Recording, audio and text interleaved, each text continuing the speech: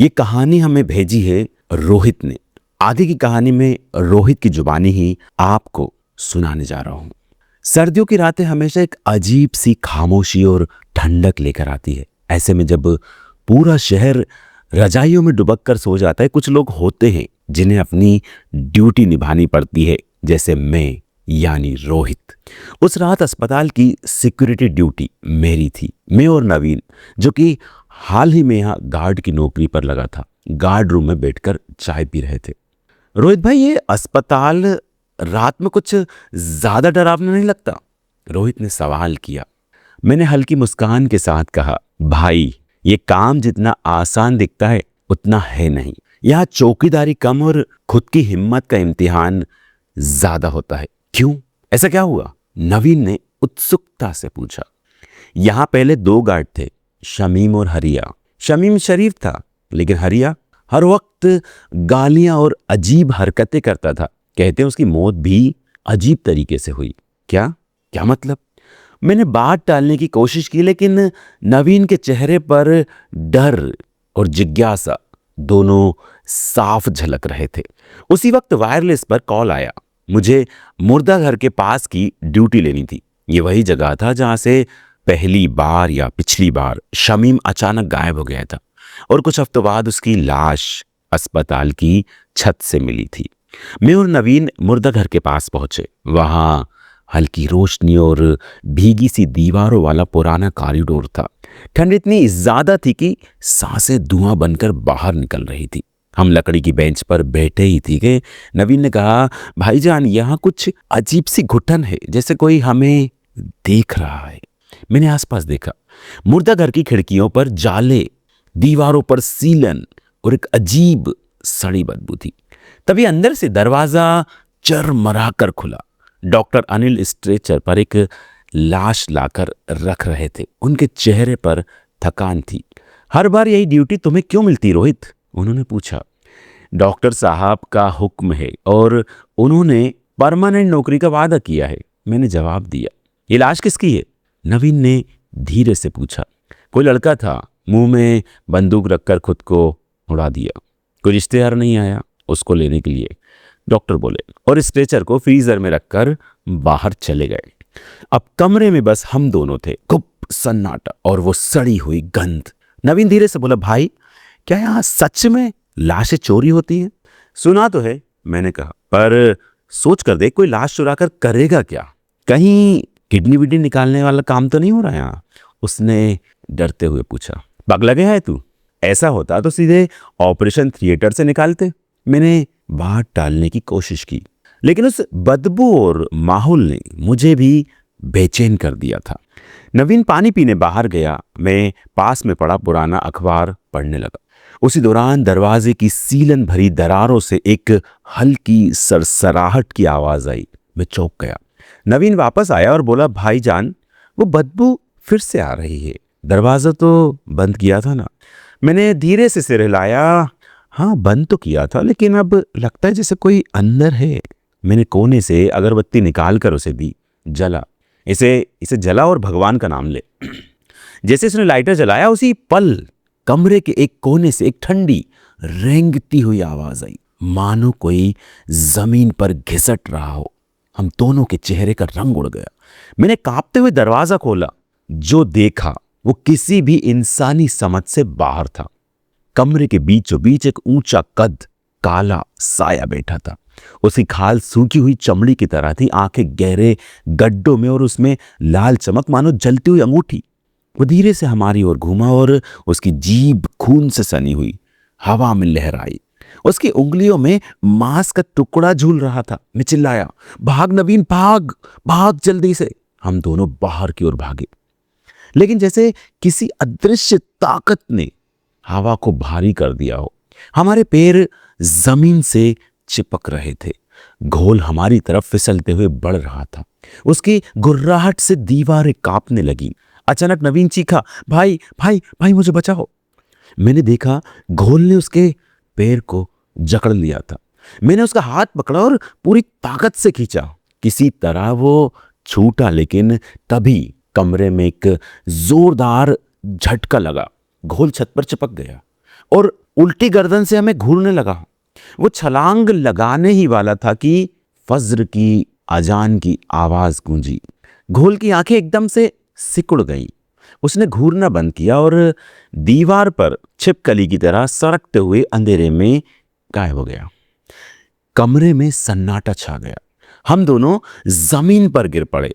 हाफते हुए नवीन का चेहरा पीला पड़ चुका था और मेरी धड़कनें अब भी पूरे शरीर में गूंज रही थी।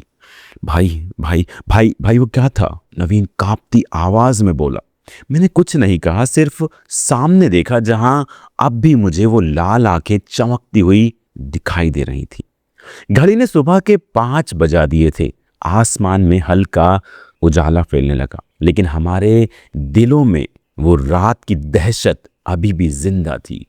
नवीन को तेज बुखार चढ़ चुका था। उसे गार्ड रूम तक किसी तरह में लेकर आया। उसका शरीर कांप रहा था और आंखें लगातार एक ही दिशा में देख रही थी, जैसे उसका मन अब भी उसी घोल के कब्जे में हो। मैंने उसे बिस्तर पर लिटाया और पानी पिलाने की कोशिश की, लेकिन उसने मेरा हाथ झटक दिया। भाई भाई, वो अब भी मुझे देख रहा है। नवीन की कांपती आवाज में एक अजीब सी खोखलाहट थी, खलबलाहट थी, जैसे उसमें जान ही नहीं बची हो। मैंने उसके माथे पर हाथ रखा, बर्फ जैसा ठंडा। उसी वक्त डॉक्टर अनिल कमरे में घुसे। क्या हुआ इसे? उन्होंने पूछा। डॉक्टर साहब, कल रात मुर्दा घर में कुछ अजीब सा देखा हमने। कोई चीज थी, इंसान नहीं था वो, मैंने लड़खड़ाती आवाज में जवाब दिया। डॉक्टर अनिल ने गंभीरता से नवीन की आंखों में देखा और बोले, तुम लोगों को ये नहीं पता कि इस अस्पताल में कई सालों से कुछ बहुत खतरनाक चीज छुपी है? मैं चौंक गया। आपको पहले से पता था? जानबूझकर कुछ नहीं बताया, लोग डर के मारे यहाँ काम छोड़ देते हैं, डॉक्टर ने कहा। लेकिन अब जो हो चुका है उसके बाद तुम्हें सब सच बताना पड़ेगा। इस अस्पताल का एक कर्मचारी था हरिया। जैसा कि तुमने सुना ही होगा, वो गालियां देता था, अजीब हरकतें करता था। लेकिन एक बात किसी को नहीं पता, हरिया रात के वक्त लाशों पर तंत्र मंत्र करता था। कहा जाता है कि वो मर चुकी आत्माओं को वापस बुलाने की कोशिश करता था। कई बार उसे मुर्दा घर के अंदर जलेबियां चढ़ाते और दीवारों पर जानवरों के खून से कुछ लिखते हुए देखा गया।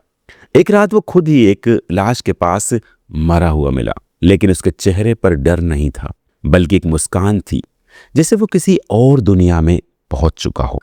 उसी दिन से अस्पताल में अजीब घटनाएं होने लगी। लाशें खुद ब खुद स्ट्रेचर से गिर जाती, सीसीटीवी में काले साए दिखते और कई गार्ड एक के बाद एक लापता हो गए।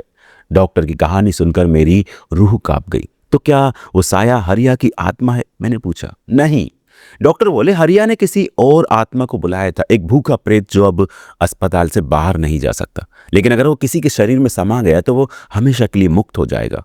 मैंने डरते हुए पूछा, तो क्या होगा अब नवीन का? डॉक्टर ने धीमे से कहा, अगर प्रेत ने उसे चिन्हित कर लिया है तो वो उसे छोड़ेगा नहीं जब तक उसकी आत्मा पूरी तरह निगल न ले। अगली रात में अकेला ड्यूटी पर था। नवीन को छुट्टी दे दी गई थी। करीब 3 बजे वायरलेस पर अजीब आवाजें आने लगी। कोई लगातार बोल रहा था, लेकिन शब्द समझ नहीं आ रहे थे। अब लौट नहीं सकता, वो आ गया है। मैंने तुरंत वायरलेस बंद कर दिया, तभी लाइट चली गई। पूरा अस्पताल एकदम काला हो गया।